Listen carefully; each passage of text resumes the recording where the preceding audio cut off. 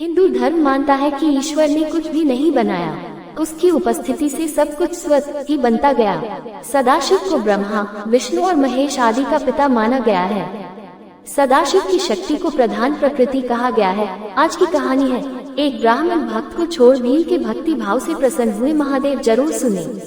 एक पर्वत पर शिव जी का एक सुंदर मंदिर था। वहाँ बहुत से लोग शिव जी की पूजा के लिए आते थे। इनमें दो भक्त मुख्य थे, एक ब्राह्मण और दूसरा भील।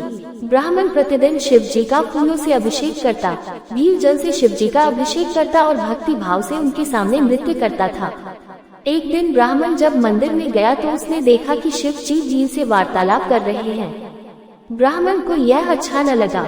उसने सोचा, मैं ब्राह्मण हूँ, भांति भांति के बहुमूल्य पदार्थों से भगवान की पूजा करता हूँ, फिर भी भगवान मुझे छोड़कर इस भील से वार्तालाप करते हैं।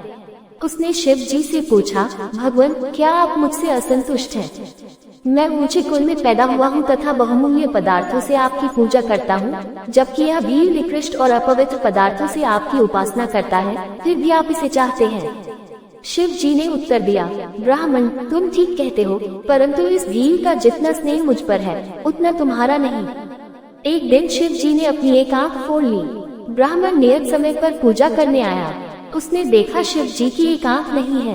पूजा करके वह अपने घर लौट गया। उसके बाद भील आया। जब उसने देखा कि शिव जी की एक आंख नहीं है तो उसने झट अपनी आंख निकालकर उनको लगा दी। दूसरे दिन ब्राह्मण फिर आया। शिव जी की दोनों आंखें देखकर उसे अत्यंत आश्चर्य हुआ।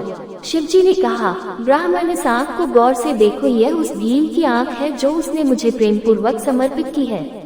तुमने तो ऐसा सोचा तक नहीं, इसलिए मैं कहता हूँ कि भील ही मेरा सच्चा भक्त है। शिव की कृपा से भील की आंख भी ठीक हो गई और उसके दिव्य चक्षु भी खुल गए।